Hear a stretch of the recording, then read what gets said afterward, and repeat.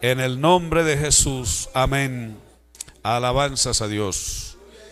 San Mateo capítulo 24, versículo 32 al 35.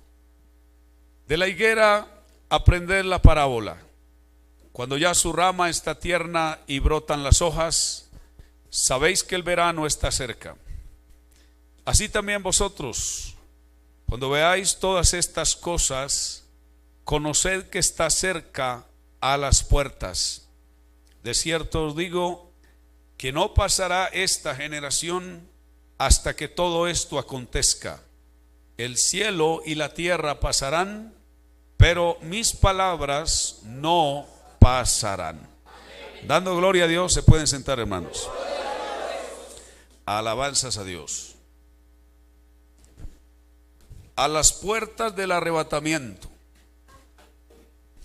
Creo yo que estamos hoy a las puertas del recogimiento de la iglesia del Señor. En este pasaje hay dos eventos en los cuales me quiero enfocar en esta noche. Uno es la higuera y el otro es una generación. Dice, de la higuera aprended la parábola. Y luego dice, de cierto os digo que no pasará esta generación. Voy a hablar un poco acerca de la higuera y también quiero hablar acerca de la generación que menciona este texto de la palabra del Señor. Quiero comenzar hablando acerca de la higuera. La higuera, en el contexto de este pasaje y de toda la escritura, se está refiriendo a la nación de Israel. Y ya le diré por qué. ¿Por qué Israel aparece aquí en este pasaje como la higuera de la higuera? ¿Y por qué es la higuera Israel? El pueblo de Israel ha vivido varias etapas en la historia después de que nació como pueblo. Y debemos entender que la Biblia, cuando la Biblia habla de escatología, la Biblia habla de tres pueblos, que es lo que también hay que saber diferenciar cuando uno estudia la temática de escatología. Los tres pueblos de los que habla la Biblia son los judíos, refiriéndose a Israel; los gentiles, refiriéndose a las naciones que no son Israel; y la iglesia como pueblo de Dios, porque la iglesia vino a ser pueblo de Dios, ¿verdad? Los que no éramos pueblo, llegamos a ser pueblo. Y quiero aquí hacer un paréntesis al respecto. Mucha gente se confunde cuando estudia la escatología, suele confundir lo que está escrito para Israel aplicándoselo a la iglesia como pueblo de Dios. Otros se confunden aplicándole a las naciones gentiles lo que tiene que ver con Israel. Y así hacen una mezcolanza de la escatología. Y por eso es que algunos dicen, ese tema es confuso, ese tema es bastante difícil, porque si no se hace una diferencia entre estos tres pueblos y qué fue escrito para cada uno de ellos en la Biblia, de verdad, hacemos aquí una mezcolanza rara y la gente sale confundida. Hay que entender que la iglesia como pueblo de Dios se conformó de dos pueblos, de judíos y de gentiles. Los judíos y los gentiles juntos en un pueblo conformaron la iglesia. Pero escúcheme bien, cuando un judío se convierte a Cristo, deja de ser judío, de tal manera de que no hay judíos mesiánicos. ¿Me está escuchando? No hay judíos mesiánicos. Eso es un cuento. Eso es un cuento que apareció en el mundo evangélico, en el mundo religioso, y que apareció recientemente, ¿verdad? Entonces ahorita andan muchos de barba larga ¿sí? Se dejan crecer la barba. No voy a ofender aquí a los que tienen la barba larga, pero ellos se dejan crecer la barba, ¿verdad? Se cambian hasta el nombre y cambian hasta el lenguaje, la forma de hablar y hasta la forma de vestir. Y ahora dicen que ellos son judíos mesiánicos. Eso no existe. Eso no existe. Judíos mesiánicos no existen. Para que lo tenga presente. Existirá en ese mundo irreal en el que ellos viven, pero eso no es verdad. Porque cuando un judío se convierte a Cristo, ¿saben qué pueblo se convierte? En iglesia. Y cuando un gentil se convierte a Cristo, no existen tampoco cristianos gentiles. Ese es otro cuento. ¿Está escuchando? Yo soy un cristiano gentil. Ten en cuenta que la palabra gentil significa pagano. Entonces yo no soy un cristiano pagano, ¿cierto? Yo dejé de ser pagano, dejé de ser gentil y ahora soy cristiano. Y como cristiano soy iglesia, ¿verdad? Entonces no hay cristianos gentiles ni hay judíos mesiánicos. Hay iglesia, ¿verdad? Iglesia, hay judíos y hay gentiles. Eso hay que tenerlo claro cuando leemos la palabra del Señor. Alabanzas al Señor. Entonces, cuando el texto acá, cerrando el paréntesis, cuando el texto acá dice, de la higuera aprender la parábola, entendamos que aquí está hablando de Israel y ya verán por qué. El pueblo de Israel, después de que fue conformado como pueblo, ha vivido varias etapas. La primera etapa que vivió Israel fue la etapa de la zarza. Cuando Dios se le reveló a Moisés allá en el monte Horeb, donde él vio la zarza que ardía y ardía y no se consumía, esa zarza que él vio ardiendo simbolizaba a Israel. ¿Cómo estaba ardiendo Israel? En la esclavitud en la que se encontraba en Egipto. La vio ardiendo y que no se consumía era porque ni siquiera la esclavitud a la que había sido sometida esa nación la había podido consumir. Esa etapa la vivió Israel en Egipto durante el desierto, en toda la travesía del desierto, hasta que entró a Canaán, hasta que entró a la tierra prometida. Porque cuando Israel entró a la tierra prometida, comenzó a vivir otra etapa que también está en la Biblia, ¿sí? Pero quiero explicarle bien esto de la zarza. La etapa de la zarza que arde y no se consume, que no solamente se está refiriendo al tiempo que Israel vivió en Egipto y la travesía del desierto hasta que entró a Canaán, sino que también desde el año 70 de la era cristiana, cuando el general romano destruyó Jerusalén y el templo, Israel comenzó a vivir la segunda etapa de la zarza. Escuche esto.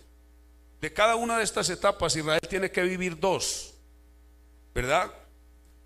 Vivió la etapa de la zarza desde la esclavitud en Egipto hasta la tierra prometida.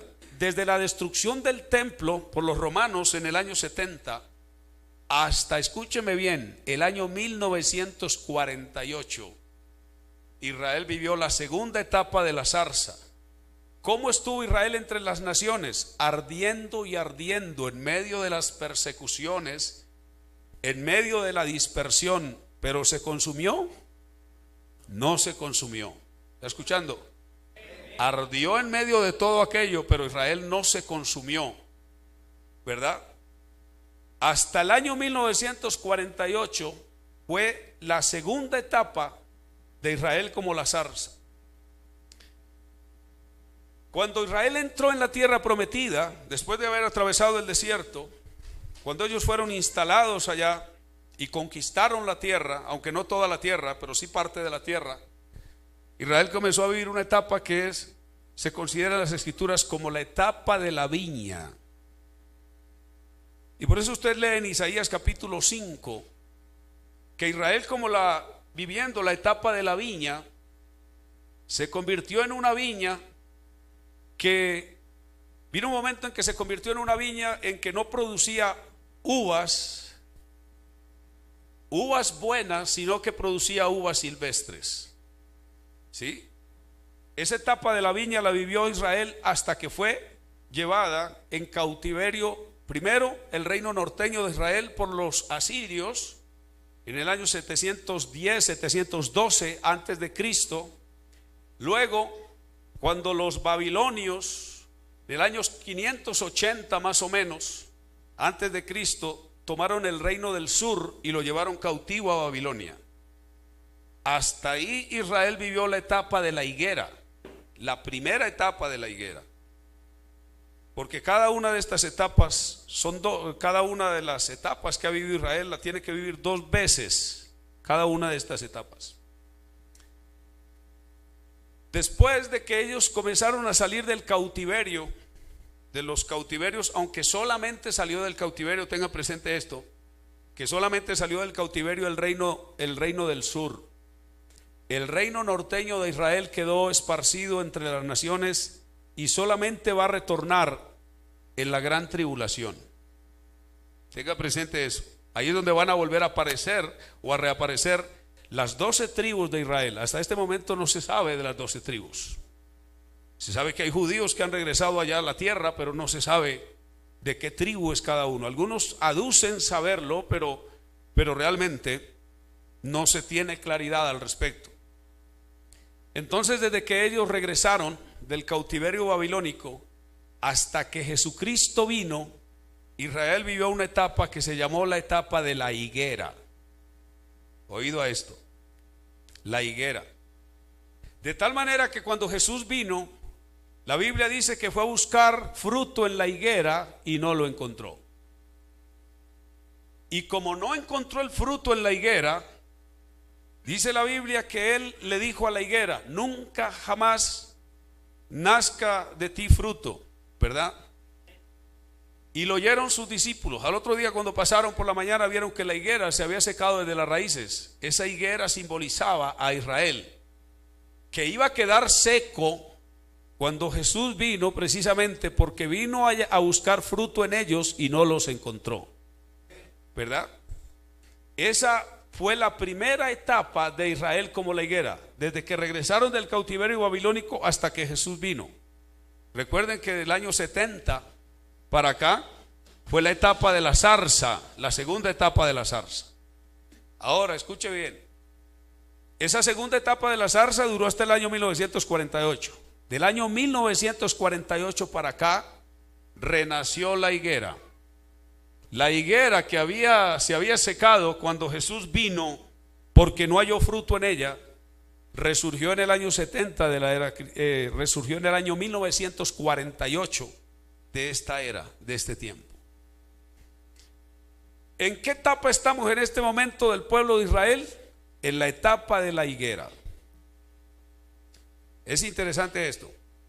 A Israel le falta otra etapa. ¿Cuál es la otra etapa que le falta? Le falta la etapa de la viña. Acuérdese que no vivió sino una etapa de la viña y por cada una son dos. ¿Sí? Enseguida hacemos el resumen porque como yo soy docente, entonces yo tengo que asegurarme de que usted me entendió bien, ¿verdad? Que usted, alabanza al Señor. Mire, hermano, cuando Jesús venga por segunda vez, finalizará la etapa de la higuera de Israel y ahí sí va a encontrar frutos, ¿verdad? Cuando Él venga por segunda vez sí va a encontrar frutos y va a encontrar la viña bien frondosa y con un fruto, o la higuera bien frondosa y con un fruto abundante. E Israel comenzará después de la segunda venida de Cristo a vivir la mejor etapa de la viña, porque serán instalados en toda la tierra que Dios le prometió a ellos que les iba a dar, y ahí sí va a ser Israel la viña frondosa de Dios durante esos 1000 años, el reino milenial, ¿verdad? ¿Me hice entender? Ok, por cada una son dos, ¿cierto?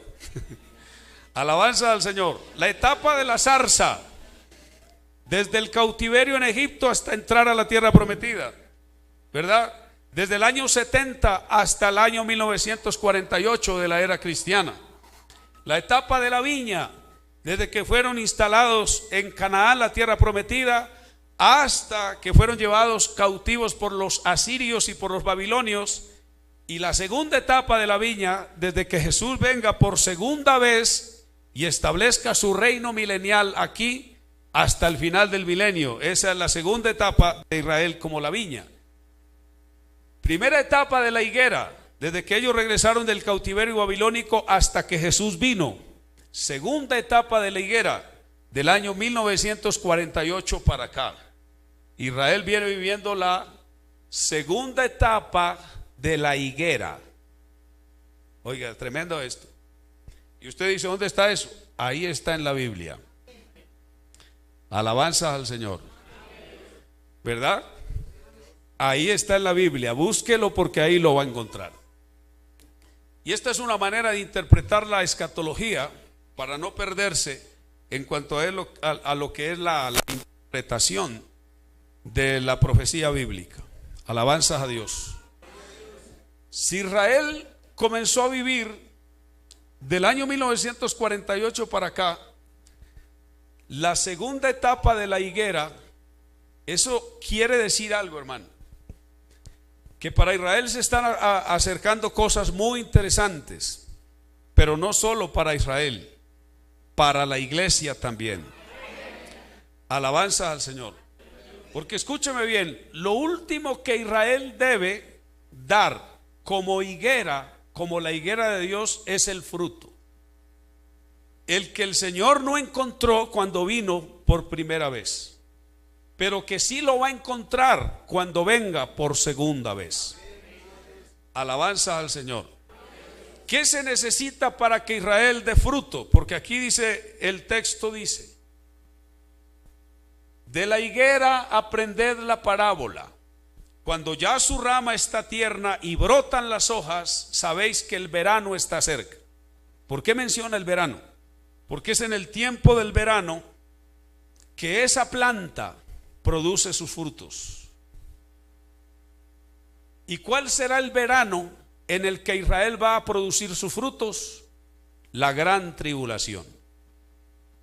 Ese será el verano más terrible que vivirá Israel, el pueblo de Israel. Y durante ese verano va a producir fruto y lo va a producir abundantemente. Alabanza al nombre del Señor. Entonces, en este momento, hermano, es innegable, los que por mucho tiempo dijeron que Dios no tenía planes ya con Israel y se inventaron teologías que algunos todavía tratan de que sobrevivan esas teologías. Por ejemplo, la teología del reemplazo fue una teología que surgió para decir que Dios había terminado sus tratos con Israel hasta que Jesús vino por primera vez.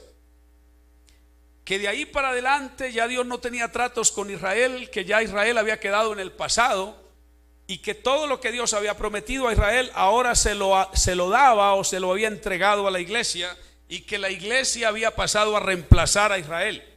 Ese es otro tema que manejan los judío-mesiánicos de este tiempo. Ellos dicen que Israel es la iglesia y la iglesia es Israel. ¿Sí? Pero es porque ellos creen en la teología del reemplazo. Ojalá yo no lo enrede con esto. La teología del reemplazo es que Dios terminó sus tratos con Israel e Israel fue reemplazado por la iglesia, ¿verdad? Israel quedó en el pasado. Y eso se estuvo enseñando por mucho tiempo. También se enseñó otra teología que se llama la teología del pacto. La teología del pacto enseña que el pacto que Dios hizo con Israel, como los judíos quebrantaron ese pacto y no anduvieron en ese pacto, entonces Dios los desechó a ellos y escogió a la iglesia, y ahora el pacto de Dios es con la iglesia. Bueno, eso dicen ellos, escuche, eso dicen ellos, y por eso digo que ojalá usted, sí, ojalá usted me comprenda y no vaya a salir de aquí confundido. Alabanza al Señor. Esa enseñanza es de los judío-mesiánicos y de otros grupos, de otros movimientos. Por ejemplo, los movimientos de prosperidad que existen en este momento, que de pronto ahorita me referiré a ellos. Esos que comercializan con la fe y con el evangelio, ¿verdad? Aplican prácticamente todas las promesas que fueron dadas a Israel en el Antiguo Testamento, la aplican a los grupos que ellos manejan, diciendo que ellos son la iglesia y que ellos son el reemplazo de Israel, y entonces hablan de pacto, ¿verdad? Como Dios es un Dios de pactos, entonces ven y haz pactos con Dios. Pacta a través de la ofrenda, pacta a través de lo que tú le das a Dios. Hagamos pactos con Dios. Y una vez le digo que los hombres no hacemos pactos con Dios. Dios es el que hace pactos con los hombres. ¿Y sabe por qué Dios puede hacer un pacto? Es que un pacto es una alianza, es un compromiso. ¿Y sabe por qué Dios puede hacer pactos? Porque Él los cumple. ¿Sabe por qué los hombres no pueden hacer pactos con Dios? Porque sea Dios hallado veraz y todo hombre mentiroso, ¿verdad? Todo el que hace pactos con Dios los quebranta. Y usted dirá, yo no, yo lo voy a hacer. No, usted también, no haga pactos con Dios porque usted falla, ¿verdad? Usted hace un pacto aquí en el altar emocionado. Dios mío, me comprometo a que no vuelvo a encender el televisor. Me ha hecho mucho daño. 8 días después, está canaleando.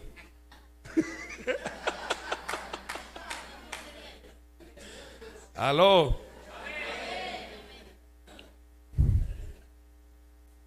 Porque yo conozco a los hombres, digo eso con propiedad, ¿verdad? Alabanza al nombre de Jesús. Por ahí me encontré un par de muchachos un día, una vez que me trasladaron de congregación, y me dijeron, nosotros hicimos un pacto con Dios. Y dije, sí, un pacto con Dios. ¿Qué pacto hicieron? Vea, yo tengo el anillo. ¿Y qué? ¿Anillo de qué? No, que yo me casé con Cristo y yo no me voy a casar con ninguna mujer. Y yo le, ¿cómo? Y ahí mismo le dije, vea hermano, ese pacto que usted hizo, eso no va a durar mucho tiempo. Que no, yo estoy dispuesto a morirme para hacer cumplir el pacto. Pues como 7 meses después estaba enamorado de una hermana por ahí. Y hasta me lo dijo. Es que, ay, sí hermano, yo le fallé al Señor. Usted no sabe cómo le he llorado yo pidiéndole perdón al Señor porque yo hice ese pacto con Él. Y es que con Dios no se hace pactos. Alabanza al Señor, ¿verdad? Uno a Dios le entrega su vida y le dice, Señor, diríjala usted, ¿verdad? Encárguese usted porque yo no soy capaz, pero usted me puede capacitar para hacer las cosas. Alabanza al Señor. Alabanzas a Dios. Entonces eso de la teología del pacto, hermano, eso tampoco es real desde el punto de vista bíblico. Eso se ha convertido también en un engaño para la gente. Por eso hay que conocer algo, hermano, hay que conocer algo de la palabra de Dios. Entonces, para que Israel produzca frutos, escúcheme bien, mi hermano, se necesita que venga la gran tribulación, que es el verano. Pero antes de que venga la gran tribulación, se necesita, escúcheme bien, que Dios termine los tratos que ha tenido con otro pueblo aquí en la tierra. ¿Y cómo terminará Dios los tratos que ha tenido con otro pueblo aquí en la tierra? Y ese pueblo es la iglesia. ¿Cómo terminará el Señor? Recogiendo a ese pueblo y llevándoselo y ubicando a ese pueblo en el lugar donde ese pueblo tiene que estar. Porque escúcheme bien, hermano, el lugar de nuestro no es aquí. El lugar nuestro no es aquí abajo. El lugar nuestro es arriba. Alabado el nombre de Jesús. Acuérdese, mi hermano, que usted tiene ciudadanía de aquí, de Colombia, o yo no sé de dónde la tendrá, pero que la ciudadanía suya no es aquí realmente. Nuestra ciudadanía está en los cielos, de donde también esperamos al Salvador, al Señor Jesucristo, el cual transformará el cuerpo de la humillación nuestra para que sea semejante al cuerpo de la gloria suya. Alabado el nombre de Jesús. Alabanzas a Dios. Tienen que suceder entonces estas dos cosas, hermano. Pero la primera que tiene que suceder Después de que Israel resurgió como la higuera, para que ellos puedan dar fruto, lo primero que tiene que suceder es que la iglesia desaparezca de aquí del escenario terrenal. Alabanza al Señor. Y eso está muy próximo, porque Israel ha reverdecido, ha echado hojas, está una higuera frondosa, pero no tiene frutos en este momento. Y no puede dar el fruto, escúchelo bien, mi hermano, porque hay algo interesante en las escrituras, y esto sí quiero que me lo escuche con atención, con mucha atención, y es que hay un trato que Dios ha tenido con Israel a lo largo de todos los tiempos, y es lo que Pablo llama en la carta a los Romanos, lo llama el olivo de Dios. ¿Sí? Pablo dice que nosotros fuimos injertados en un olivo, ¿verdad? Contra naturaleza. ¿Por qué contra naturaleza? Porque nosotros pertenecíamos a algo silvestre y no estábamos pegados, ¿verdad?, del olivo natural, mientras que Israel sí estaba pegado del olivo natural. ¿Cuál es el olivo natural en las escrituras? Jesús el Mesías. Alabanza al nombre del Señor, ¿verdad? Como Él vino a ellos, ellos no lo recibieron, entonces las ramas fueron desgajadas, dijo Pablo. Alabanza al Señor. Y nosotros contra naturaleza fuimos injertados en ese buen olivo. Alabanza al Señor. Por eso ese olivo también simboliza lo que es el Espíritu Santo. Acuérdese de eso, hermano, que el olivo produce aceite, y el aceite en la Biblia es símbolo del Espíritu Santo. ¿Dónde está el Espíritu Santo derramado hoy? Le hago una pregunta, hermano. ¿En los judíos? No. ¿Dónde está el Espíritu Santo derramado hoy? En la iglesia de Jesucristo. Aquí está el aceite de la unción de Dios, se derramó sobre la iglesia. Alabado sea el nombre de Jesús. Por eso apenas la iglesia sea llevada, apenas la iglesia sea recogida, entonces se irá la iglesia en la que está el aceite, en la que está el buen olivo, en la que está el aceite derramado. Alabado el nombre del Señor.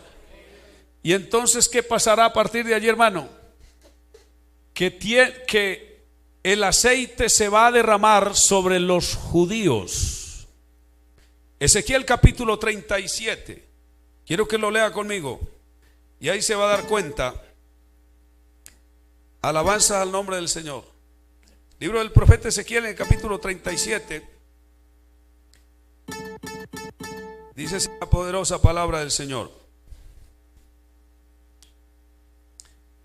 la mano de Jehová vino sobre mí y me llevó en el espíritu de Jehová y me puso en medio de un valle que estaba lleno de huesos. Ese valle lleno de huesos es Israel.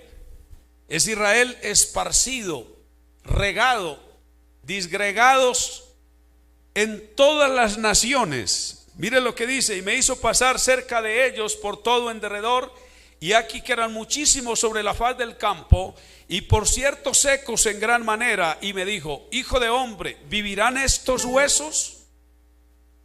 Tengan en cuenta, hermano, que este pasaje está hablando de Israel muerto y esparcido en las naciones. ¿Cómo se llamó esa etapa? La etapa de la zarza, desde el año 70. Escuche esto, hasta el año 1948. La zarza.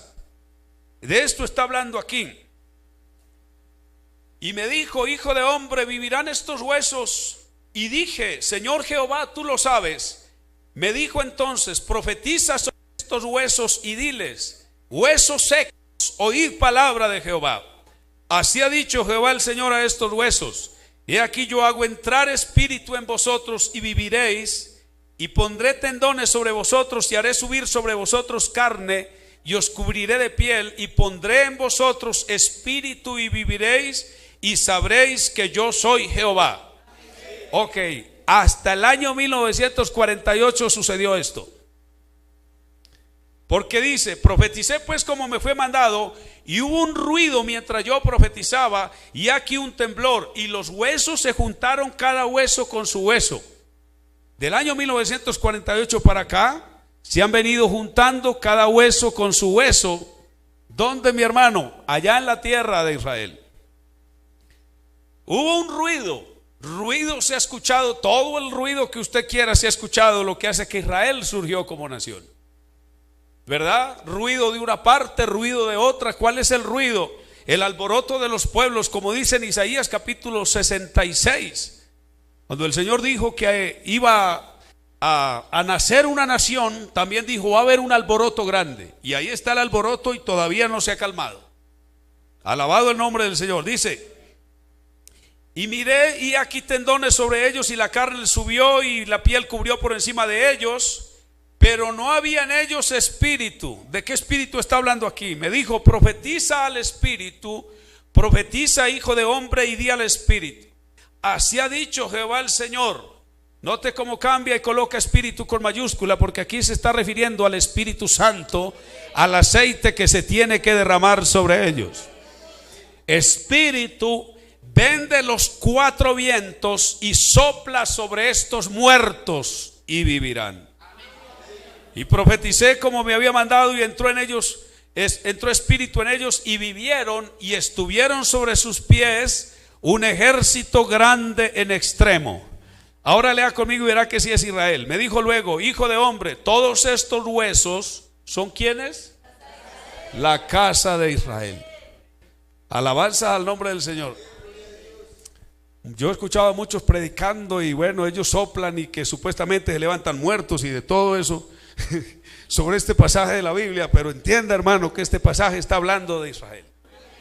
Alabanza al nombre del Señor. Del año 1948 para acá, ahí se vienen juntando y juntando y juntando, y cada vez hay más judíos allá en la tierra de Israel. Alabanza al Señor. Cuando esta iglesia sea recogida, porque esta iglesia va a ser recogida de todos los lugares donde esté. Alabanza al Señor. Toca al que tiene cerca y dígale: por mí vienen. Amén. Amén. Dígale eso, hermano, y dígaselo con convicción: por mí vienen. A nosotros no nos van a dejar por aquí. Alabanzas a Dios. Los que piensan quedarse para la gran tribulación, yo no le aconsejo que se quede, porque para ese tiempo no hay oportunidad para nosotros. Esa será la oportunidad para Israel. Alabanza al Señor. Esta es la oportunidad nuestra, mi hermano. Alabanza al Señor. Amén. A ver, levante su mano derecha y diga conmigo estas palabras. Diga estas palabras: nos van a recoger pronto. Dígalo fuerte: nos van a recoger pronto. Alabado el nombre de Jesús. Y aquí se va a dar cuenta por qué. Porque si ya cada hueso se juntó con su hueso, hermano, ya la higuera reverdeció, ya la higuera tiene un follaje hermoso, porque ¿quién lo niega, hermano? Póngase a mirar, a estudiar a Israel desde todos los puntos de vista de este tiempo, y le digo una cosa que está aventajando a muchas naciones del mundo. Nada más le voy a decir una cosa: por mucho tiempo los suizos ocuparon el primer puesto en cuanto a la vaca más lechera del mundo. ¿Sabía usted eso? Mire, un dato así: por mucho tiempo los suizos ocuparon ese puesto, nadie se los quitaba. Pues del año pasado para acá, Israel les quitó el puesto. Alabanza al nombre de Dios. Nada más con ese dato, ¿verdad? Y así se han ido ellos posicionando y posicionando. Pero ¿sabe qué se requiere que venga sobre ese pueblo? El Espíritu Santo. Y el Espíritu Santo no soplará sobre ellos sino durante el verano. Y el verano es la gran tribulación. Y soplará el Espíritu Santo para que nazca un pueblo, y el pueblo que va a nacer en la gran tribulación es el remanente de Israel. El remanente es considerado como el olivo de Dios. Escúchelo, hermano. Alabado sea el nombre del Señor. Entonces, para que el Espíritu sople y venga de los cuatro vientos y sople sobre los muertos que estarán allá en la tierra de Israel, la iglesia no debe estar por aquí. Alabado sea el nombre de Jesús. Ya el Espíritu sopló sobre la iglesia en Pentecostés. Nosotros no estamos esperando que vuelva a soplar. ¿Me está escuchando? El Espíritu Santo ya está en la iglesia del Pentecostés para acá. Alabanza al Señor. Los frutos de la iglesia serán recogidos arriba en lo alto, y Dios se volverá a su pueblo Israel. Eso dice la Biblia. Cuando haya entrado la plenitud de los gentiles, entonces Dios se volverá a Israel. Vendrá de Sión el libertador, que apartará de Jacob la impiedad. Dele gloria al nombre de Jesús. Alabanza al Señor. Grite conmigo: nos vamos pronto de aquí. Alabanza al Señor. Cuando uno lee esto, hermano, entiende que nos queda muy poquito tiempo por acá. Porque si la higuera tiene que dar fruto, y lo que impide que la higuera dé fruto es que la iglesia esté aquí. ¿Está escuchando, hermano? Alabado el nombre de Jesús. Y alguien dirá: ¿y Dios no puede hacer que Israel dé fruto estando la iglesia aquí? No, porque Dios tiene un trato en este momento. El Espíritu Santo tiene un trato en este momento con un pueblo que es la iglesia. Cuando Él llama a un judío, lo convierte en iglesia, y cuando llama a un gentil, lo convierte en iglesia. Alabanza al Señor. Cuando este pueblo ya no exista en esta tierra, existirá Israel. Alabanza al Señor. Y Dios derramará de su Espíritu sobre ellos, para tomar de ellos entonces pueblo para su nombre, pueblo para su gloria. Y eso es lo que la Biblia llama el remanente de Israel. Alabado sea el nombre de Jesús. Alabanzas al Señor. Ahora, los que piensan quedarse para la gran tribulación, porque algunos hasta le han echado el cuento por ahí, que si usted no se va en el arrebatamiento de la iglesia y se queda en la gran tribulación, se va a salvar. Bueno, sí se va a salvar, pero si reúne estas condiciones. Ya se las voy a decir. Primera condición que usted debe reunir para salvarse en la gran tribulación: ser judío.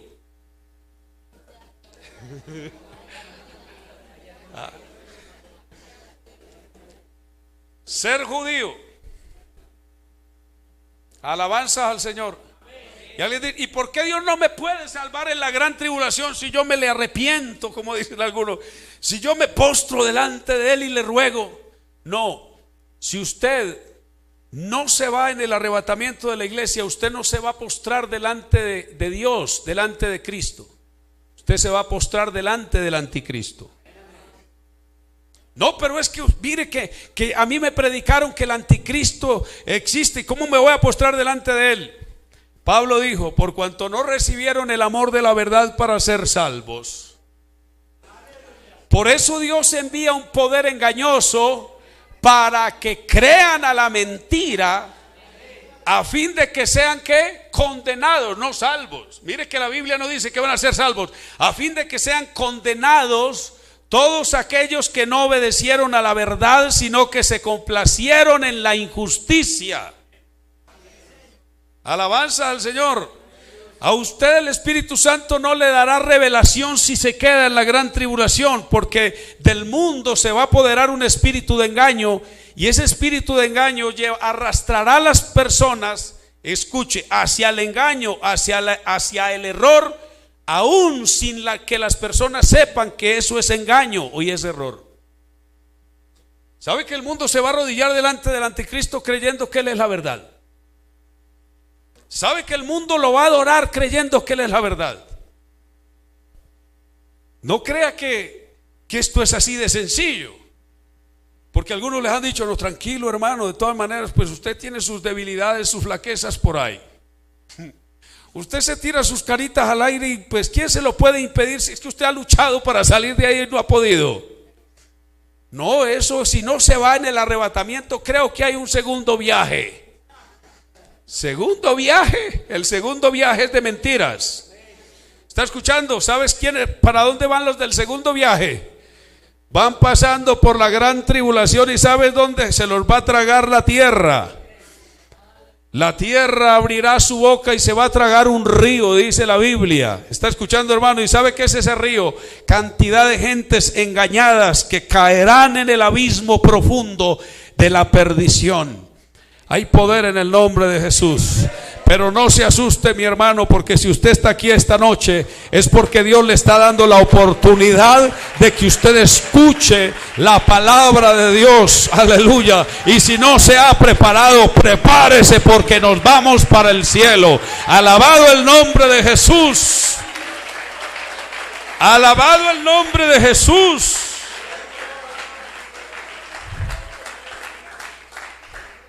Alabanza al Señor. ¿Ya entendieron entonces lo de la higuera? De la higuera aprender la parábola. Faltan los frutos de la higuera y ya sabe qué condiciones tienen que haber para que hayan frutos. Alabanza al Señor. Ahora viene lo otro. Si tenemos tiempo, ¿hasta qué horas? Vamos, hasta las 12 de la noche. No. No vaya a decir como le dijeron al predicador por allá. Hágale tranquilo, predique hasta que usted quiera. Solo que aquí la gente se va a las 8:30.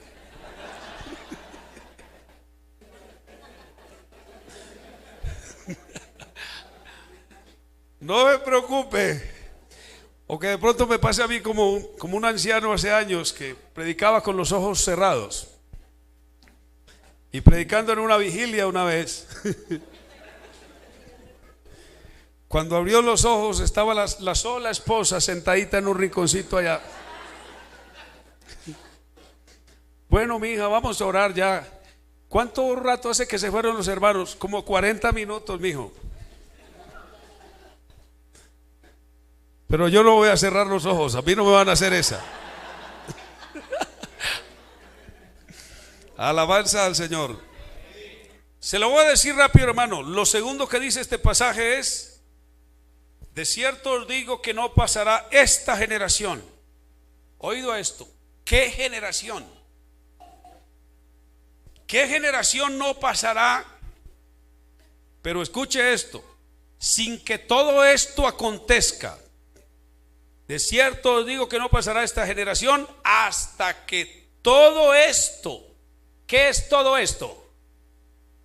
No. Todo lo que está escrito en Mateo capítulo 24, Marcos 13, Lucas 17 y Lucas 21.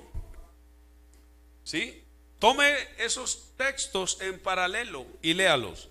Esos textos están hablando de lo mismo. Lo que pasa es que el uno está hablando de la versión de Marcos, el otro de la versión de Lucas y el otro de la versión de Mateo, porque está dentro de los evangelios sinópticos, ¿verdad? Ellos narraron la historia desde su punto de vista, y eso quiso el Espíritu Santo precisamente para ilustrarnos bien acerca de la verdad que se quiere enseñar. Alabanza al Señor. Entonces, sin que todo lo que está escrito en Mateo 24, Marcos 13, Lucas 17 o una porción de Lucas 17 y todo Lucas 21, sin que todo eso acontezca, no pasará esa generación. Vamos a mirar qué generación, a qué generación está haciendo referencia este pasaje de la Escritura. Alabanza a Dios.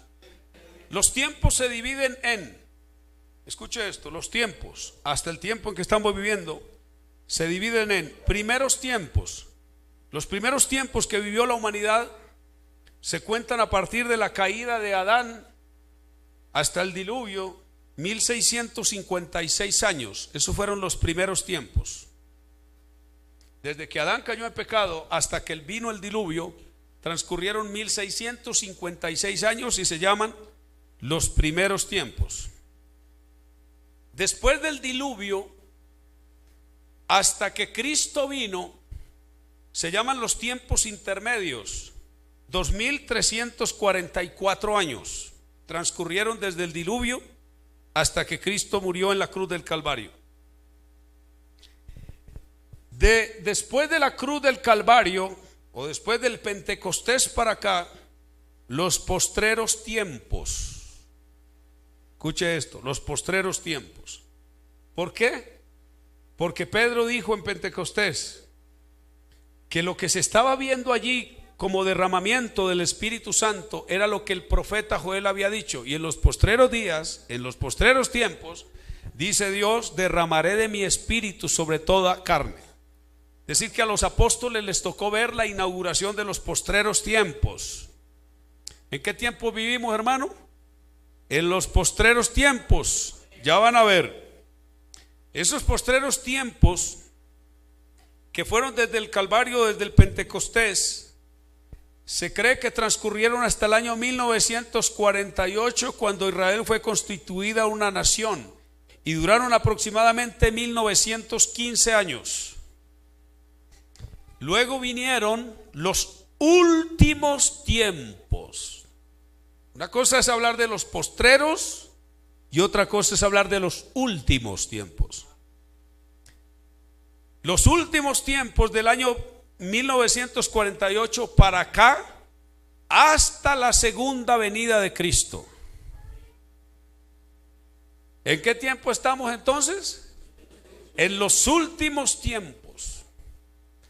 En estos últimos tiempos, el Espíritu Santo está en la iglesia, pero la iglesia en los últimos tiempos, según la palabra de Dios, tiene que estar azotada por una gran apostasía. La iglesia no se va a ir en medio de un gran avivamiento.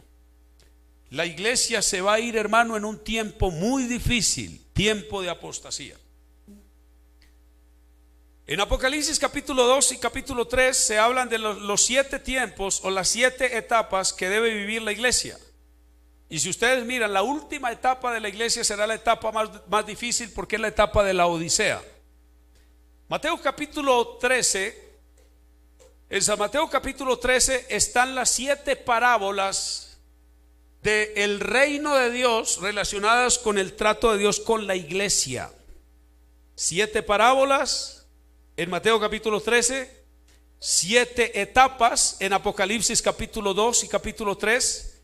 Y mire usted la última parábola de Mateo capítulo 13 y compárela con la última etapa de la iglesia y son idénticas. Una etapa muy, muy difícil. Es la etapa de la apostasía parcial, en la que los que alguna vez fueron creyentes fervorosos del evangelio comienzan a abandonar las doctrinas de la fe y comienzan a negarlas. Y viene la negación, porque la apostasía es la negación de la fe, pero tenga en cuenta que no es la creencia en Dios, porque la gente dice que cree en Dios. Dice que cree en Dios, pero no es decir que creo en Dios. Hay que demostrar que creo en Dios. Pero ¿cómo demuestro creer en Dios? Obedeciendo las doctrinas de la palabra de Dios. Alabanza al Señor. Y ustedes saben que para este tiempo, gente que en otrora daba su vida por vivir en santidad, ahora niegan la santidad. Y no vaya a hablar con ellos de santidad, porque ellos dicen que ese mensaje es confuso, que ese mensaje no es un mensaje claro para el día de hoy. Es más, y no predique de eso en la iglesia, porque la gente se va. Aló.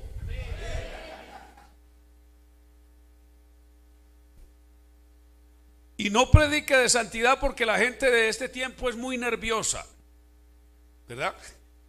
Como le mandaron decir por ahí a un pastor, que no va a decir su nombre, pero a un pastor por ahí le mandaron decir: venga y nos predica de escatología, pero no vaya a hablar de esos mensajes de santidad que asusta a la gente. Y la gente en mi iglesia es muy nerviosa, y como este tiempo es tiempo de mucho nerviosismo, a alguno le puede dar un paro cardíaco ahí escuchando el mensaje.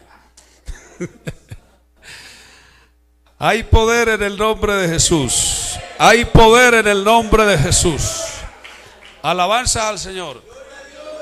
La pandemia COVID-19, que debía haber despertado a muchos, al contrario, adormeció a unos cuantos, hizo que unos cuantos se relajaran.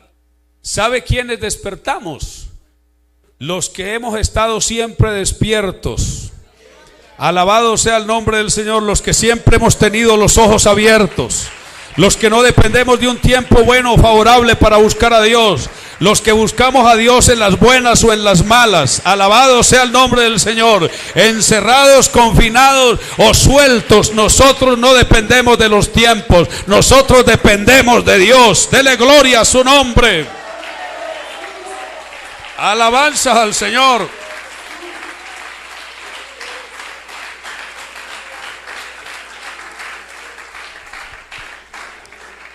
Y para los últimos tiempos está profetizado, hermano, unas etapas. Esa de la apostasía para la iglesia.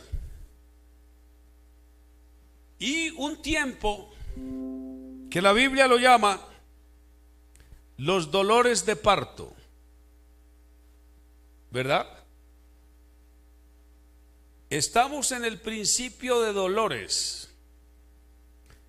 ¿Y por qué principio de dolores dirá alguien, hermano? Porque va a ser dado a luz un pueblo.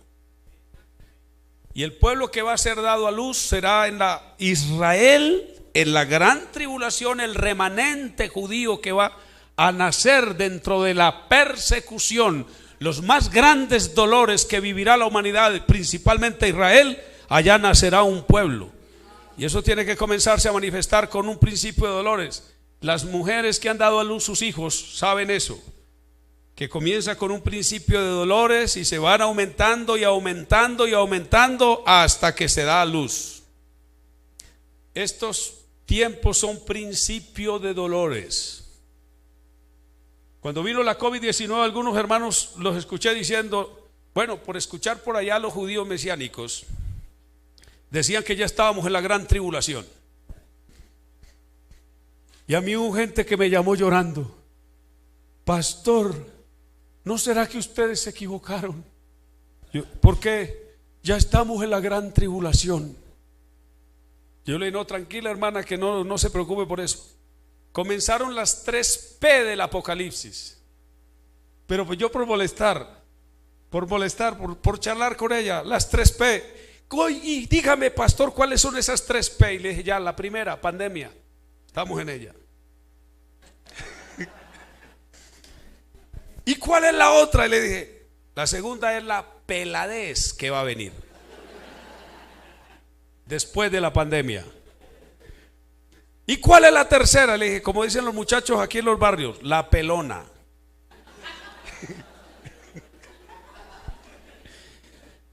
La tercera es la pelona que viene sobre toda la humanidad.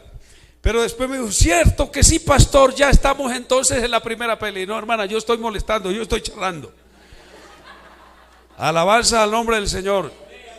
Hermano, los que decían o los que creen, porque todavía hay unos por ahí que dicen, este cambio climático, todo esto que se vino post pandemia, es que ya estamos en la gran tribulación. La gente no sabe qué es eso, hermano. La gente no ha leído la Biblia. Pero la gran tribulación será el tiempo más difícil que vivirá la humanidad sobre esta tierra. Alabado sea el nombre del Señor. Será un tiempo, el Señor mismo dijo, hermano, que será un tiempo que lo vivirá la humanidad una sola vez y nunca más se volverá a repetir, ni nunca más se ha dado en el pasado. Alabado sea el nombre del Señor. Pero no se preocupe usted que está aquí en esta noche, porque usted no se quedará para la gran tribulación. Cuando todo mundo en esta tierra grite desesperado por las calles, ay, ay, ay, porque el mundo andará desesperado, hay una iglesia que estará allá arriba diciendo, gocémonos y alegrémonos y démosle gloria, porque han llegado las bodas del Cordero y su esposa se ha preparado. Aquí está la esposa del Cordero, aleluya, que estaremos alabando, cantando al Cordero de Dios. Alabado sea su nombre. Alabanza al Señor. Alabanza a Dios. Los últimos tiempos entonces, mi hermano, hasta la segunda venida de Cristo. Y después de la segunda venida de Cristo, a este mundo le queda el último tiempo. Porque el último tiempo será 1000 años. Serán los 1000 años de gloria que vivirá la humanidad. Jamás se han vivido tiempos como esos también. Alabanza al Señor. Entonces, ¿en qué tiempo estamos? estamos en los últimos tiempos. Y escucha, hermano, para estos últimos tiempos debe existir una generación. Tal generación tiene que haber cumplido todo lo que está escrito en Mateo 24, Marcos 13, Lucas 21. ¿Y cómo lo va a haber cumplido? Cumplido es que cada pasaje, cada texto, cada palabra que está escrita en estos pasajes de la Biblia se tienen que ver cumplidos. Alabado el nombre del Señor. ¿Sí? Hay una generación que ha visto y ha experimentado cosas que a otras generaciones no les tocó vivir. ¿Sí? Alabanza al Señor. Se lo voy a mencionar. Las profecías bíblicas tienen una particularidad, y es que nosotros, yo hablo de los pentecostales, creemos en el pluricumplimiento de las escrituras, ¿verdad? ¿Qué es el pluricumplimiento de las escrituras?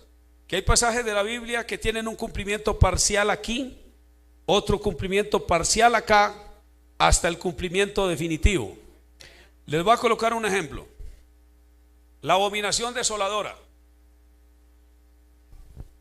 Cuando Antíoco Epífanes hizo lo que él hizo con los judíos, porque fue un malvado con los judíos, sacrificó en una sinagoga, sacrificó a 800 fariseos en un día de reposo, y además de eso profanó el templo de los judíos.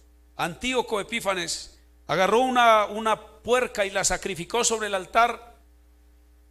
Los judíos de ese tiempo leyeron la profecía de Daniel y creyeron que Antíoco Epífanes era la abominación desoladora, y ellos creyeron que ya se había cumplido la profecía.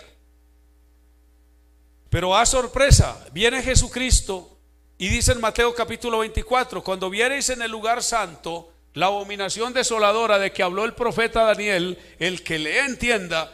Entonces para esa gente fue una sorpresa. ¿Cómo? Esa profecía no se había cumplido ya, se había cumplido parcialmente. ¿Sí? Faltaba otro cumplimiento parcial de la profecía.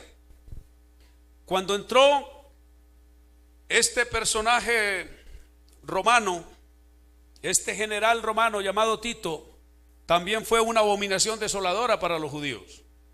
Porque ¿sabe lo que hizo el general romano? Destruyó el templo, y como vio que los judíos persistían en adorar allí en aquel lugar, entonces colocó allí en el lugar donde estaba el templo la triada romana, para que los romanos adoraran en ese lugar delante de los judíos, y también a él lo llamaron la abominación desoladora. También sobre el lugar santo colocaron la abominación de los dioses romanos. Por eso fue que a Jerusalén le cambiaron el nombre y la pusieron a Elia Capitolina, en honor a una diosa romana, ¿está escuchando? Y a la tierra de Israel le pusieron el nombre de Palestina, en honor también a una diosa pagana, ¿está escuchando? De esa manera entonces se convirtió también el general romano, se convirtió en una abominación desoladora. Pero falta el cumplimiento total de esa profecía de la Escritura. ¿Cuál va a ser la abominación desoladora que vendrá? El anticristo. Ese le va a dar cumplimiento cabal, completo y total a la profecía de la Escritura. ¿Y dónde tiene que estar parado el anticristo? Allá en el monte del templo. ¿Sí? ¿Sabían ustedes, hermanos, que ahora que los judíos han retornado de todos los lugares, ellos tienen un grupo importante de personas que están trabajando en pro de la reconstrucción del templo? Por eso es que se cree que ellos lo tienen por ahí ya hecho, prefabricado, y que de un momento a otro va a resultar levantado allá. De la noche a la mañana se van a llamar a los judíos del mundo: venga, que ya el templo está levantado para que ustedes vengan a adorar. Y hay cerca del Monte de los Olivos un cementerio en el que no permiten enterrar a nadie que sea de los judíos ortodoxos, de esa gente piadosa. ¿Y sabe por qué?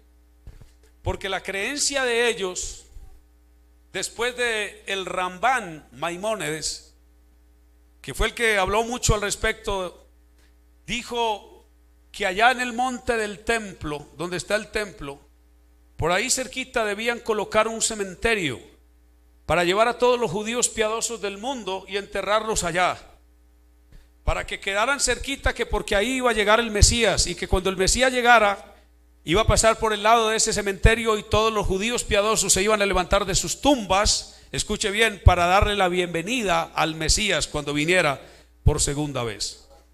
Pues le digo una cosa, no se van a levantar de sus tumbas, pero el anticristo sí va a llegar hasta allá y va a arrastrarse a todos los judíos que se van a dejar engañar por él. Aquellos que no abran los ojos, aquellos que no reciban revelación, lo van a seguir, ¿verdad?, creyendo que él es Dios, y lo van a adorar. Pero esa será la abominación desoladora, porque la va a emprender contra los judíos durante la gran tribulación. En 3 años y medio los va a perseguir por todas partes del mundo, como dice la Escritura. Alabado sea el nombre de Jesús. Alabanza al Señor. ¿Por qué mencioné esto, hermano? Porque Mateo capítulo 24, Marcos 13 y Lucas 21 dice que se tiene que ver cumplida toda esa profecía, y la tiene que ver cumplida una generación. ¿Y de qué se trata? Se lo menciono rápidamente. Una de las cosas que hay dentro de esa profecía es la descomposición política de las naciones. Del año 1948 para acá, las naciones se han descompuesto políticamente como nunca antes se habían descompuesto. Mayormente las naciones que no han apoyado a Israel. Oiga, mayormente las naciones que no han apoyado a Israel se han descompuesto políticamente. Mire cómo está Venezuela. Ahora mire usted cómo está Colombia, ¿verdad? Colombia es un país antisemita. Colombia es enemigo de Israel. Así un político allá haya dicho, no, somos amigos. No. Históricamente Colombia ha sido antisemita. A los antisemitas son los que no son amigos del pueblo de Israel. ¿Está escuchando? Para la década de los 30, de los 40, cuando los judíos estaban siendo perseguidos, se pidió asilo político de los judíos en Colombia y lo negaron. ¿Sí? Hay que conocer un poquito la historia, hermano. Para el año 1947, cuando se pidió en el consenso de las naciones la aprobación de darle a Israel un terruño, un pedazo de tierra allá para que no los persiguieran más, a ver si lo respetaban, Colombia no votó en favor de Israel. Para el año 1948, el consenso de las naciones dice, para que los judíos se apoderen de su tierra de una vez por todas y los que hay aquí alrededor de ellos lo respeten, necesitamos el voto de las naciones. Colombia no dio el voto. Y ustedes se dieron cuenta que por ahí Juan Manuel Santos, en lugar de apoyar a los judíos, ¿verdad?, con el asunto de las embajadas, que pidió el presidente de Estados Unidos que las embajadas debieran ser pasadas a Jerusalén, porque Jerusalén es realmente la capital de Israel, de aquí tampoco se dio apoyo, ¿verdad? Se negó. Antes, al contrario, se comenzó a apoyar el resurgimiento de otra nación allá que es enemiga de ellos, los palestinos. Alabanza al nombre del Señor. Eso ha traído descomposición política a los pueblos, descomposición política a las naciones, y oiréis de guerras y rumores de guerras, ¿verdad? Todo político se sube diciendo que va a arreglar las cosas, pero ninguno de ellos las puede arreglar. Alabado el nombre del Señor. Las enfermedades y las pestes, las que estamos viendo hoy, imagínate, mi hermano, que se van a multiplicar durante la gran tribulación, porque es durante la gran tribulación que estas profecías se van a cumplir cabal y totalmente en la gran tribulación. Si las naciones se han descompuesto como están para la gran tribulación, este mundo va a estar revolcado como usted no se imagina. Alabanza al Señor. Por eso a las enfermedades, las pestes, Apocalipsis capítulo 6, note usted los 4 jinetes que van a salir de ahí. Uno sale ofreciendo la paz, pero el otro sale, hermano, enfermando a todo el mundo. El otro sale ofreciendo la guerra y el otro sale ofreciendo la muerte. ¿De qué está hablando eso? De que las cosas estarán de mal en peor. La angustia que va a haber en la tierra ya se comenzó a manifestar, ¿verdad? Bueno, A la palabra angustia le cambiaron por ahí el nombre y entonces ahora le llaman depresión. ¿Sí? La depresión es una cosa que le da a la gente, hermano. Bueno, a mí no me ha dado eso. A mí me ha dado tristeza porque los hijos de Dios no se deprimen. Aló. Si usted cree que los hijos de Dios se deprimen, hermano, entonces yo no sé dónde tiene usted al Consolador, que es el Espíritu Santo.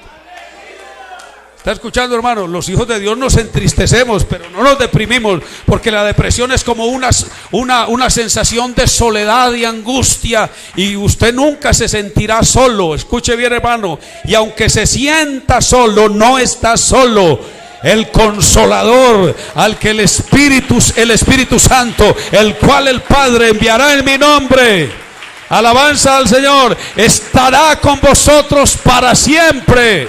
Para siempre. Alabado el nombre de Jesús. Eso es un cuento ahora de la psicología. Me perdonan aquí los que son psicólogos, pero eso es un cuento de la psicología, que los cristianos se deprimen. No, el mundo sí. El mundo sí. Al mundo lo agarró una angustia. Miren los muchachos cortándose las venas. Miren los muchachos y hasta los viejos atentando contra su vida. Los encuentran colgados de un lazo. ¿Por qué? Este pobre estaba deprimido y no sabía nada más que hacer sino colgarse del lazo. Hay poder en el nombre de Jesús. Alabanzas al Señor. Las hambres. La ONU está informando que el hambre que se va a desatar en la tierra es una cosa impresionante, ¿verdad?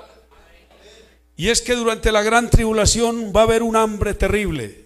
Mira el jinete del caballo amarillo lo que va a decir: 2 libras de trigo por 1 denario. Pregúntele a los hermanos venezolanos y verá que se parece esa profecía a lo que ellos viven allá. Y eso va a llegar a toda la redondez de la tierra. Hay poder en el nombre de Jesús. El engaño religioso que ya se manifiesta en el mundo en aquel tiempo será peor, ¿verdad? Mire cómo se manifiesta el engaño religioso. Pero temo que como la serpiente con su astucia engañó a Eva, vuestros sentidos sean de alguna manera extraviados de la sincera fidelidad a Cristo. Porque si viene alguno predicando a otro Jesús, ¿acaso el mundo religioso no predica a otro Jesús? ¿O predican al mismo que nosotros predicamos? Y si predican al que nosotros predicamos, entonces ¿por qué ellos están en la mentira y nosotros estamos en la verdad? ¿Ah? Si viene alguno predicando a otro Jesús, porque tú ves a esos personajes y ellos supuestamente reprenden demonios y ponen las manos y sanan en el nombre de Jesús. ¿Pero de cuál Jesús? Pablo dijo: si viene otro predicando a otro Jesús, o si recibís otro espíritu del que habéis recibido. Usted los escucha a ellos también hablando en lenguas. Oh, rama chica, chanda, la baranda. Sí, a ellos. Para acabar de ajustar que las lenguas son así, parecidas a lo que le estoy diciendo. Oh, rama chanda, chanda, y uno chanda es un perro. Hay poder en el nombre de Jesús. ¿Está escuchando, hermano? Alabanza al Señor, tratando de imitar al Espíritu Santo. Por eso, o si recibís otro espíritu del que habéis recibido, u otro evangelio. Es que aquí también predicamos al evangelio. Pablo dijo: si aún nosotros o un ángel del cielo os anunciare otro evangelio diferente del que os hemos anunciado, tal ángel, tal apóstol, tal predicador es del anatema, es del maldito. ¿Y quién es el maldito? El diablo. Hay poder en el nombre de Jesús. Alabanza al Señor. Vea, hermano, alégrese usted que usted sí conoce al Jesús verdadero, y que el Espíritu Santo que usted ha recibido no es una imitación, no es una copia. Nosotros tenemos al original. Alabanza al Señor. Aquí cuando se habla en lenguas es porque no nos dieron un cursillo aquí para hablar en lenguas, es porque el Espíritu Santo lo tomó a usted. Alabado el nombre del Señor. El mundo religioso está engañado, pero hay una iglesia que no está engañada. Hay una iglesia que ha conocido la verdad. Alabado el nombre de Jesús. Y esta iglesia que conoce la verdad es la iglesia que será tomada. y que será llevada y que será puesta donde esta iglesia tiene que estar. Dele gloria al nombre de Jesús. Diga: nos vamos con Cristo. De este mundo se está apoderando ese espíritu de engaño, hermano. Todos esos predicadores, toda esa fila de predicadores, y ahora ya no se llaman pastores, ahora se llaman apóstoles.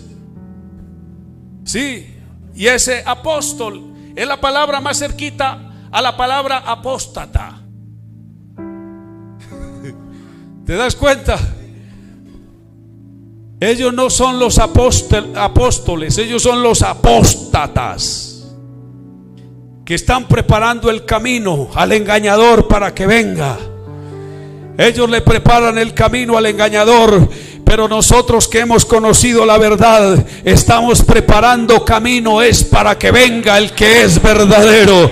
Alabado sea el nombre del Señor, y que nos va a llevar, iglesia de Jesucristo. Todo lo que estamos viendo para esta hora, todo lo que estamos viendo para este tiempo, es señal de que se va a cumplir la palabra de Dios, y que la va a ver cumplida una generación. A ti y a mí nos ha tocado ver cumplimientos parciales de las profecías que están escritas. Alabanza al Señor, pero no nos va a tocar ver el cumplimiento total de Mateo 24, Marcos 13 y Lucas 21, porque el cumplimiento total será durante la gran tribulación. Y sabe una cosa, yo no me quiero quedar aquí para ver ese cumplimiento. Yo quiero que se dé el cumplimiento que todos anhelamos, que todos queremos, que todos deseamos. ¿Y cuál es el cumplimiento que usted está anhelando? Que suene la trompeta. Alabanza al Señor, porque el mismo Señor, con voz de mando, con voz de arcángel y con trompeta de Dios, descenderá del cielo, y los muertos en Cristo resucitarán primero. Luego nosotros, los que vivimos, los que hayamos quedado, seremos arrebatados juntamente con ellos en las nubes para recibir al Señor en el aire, y así estaremos siempre, siempre con el Señor. Por tanto, alentados los unos a los otros con estas palabras, dice la Biblia. Alabanza al Señor. Póngase de pie uno que está esperando de los cielos a Jesucristo. Alabado el nombre del Señor. Dele la gloria, hermano. Dele un aplauso a Él y diga: me voy con Cristo. Aleluya. Ahí está el reverdecimiento de la higuera, y ahí está caminando la generación que le va a tocar ver cumplida toda la palabra de Mateo 24. Pero aquí también está la iglesia que le tocará irse antes de que todo eso acontezca. Alabado sea el nombre de Jesús. Alabanza al Señor. Estos días me dijo alguien: oh pastor, yo no me pudiera quedar por aquí, es que me dan muchas ganas de quedarme para ver cuando suceda el primer terremoto de la gran tribulación. Me dijo: pero porque cuando suceda el primer terremoto de la gran tribulación, vamos a ver las grandes torres que hay en el mundo venirse abajo. Y me dijo: ¿cómo será eso de película? Yo quise quedarme por aquí, me dijo, para ver cuando los edificios tambalean y se vienen abajo, y para verle la cara al anticristo. Le dije yo: no tienes buenos anhelos, no tienes grandes deseos, le dije yo, porque yo no me quiero quedar por aquí para ver edificios venir abajo, ni para verle la cara al anticristo. Yo quiero ver el rostro más hermoso que hay, yo quiero ver el rostro más santo y más puro que hay. Yo quiero ver el rostro de mi Señor y Salvador Jesucristo. Alaba lo que Él vive.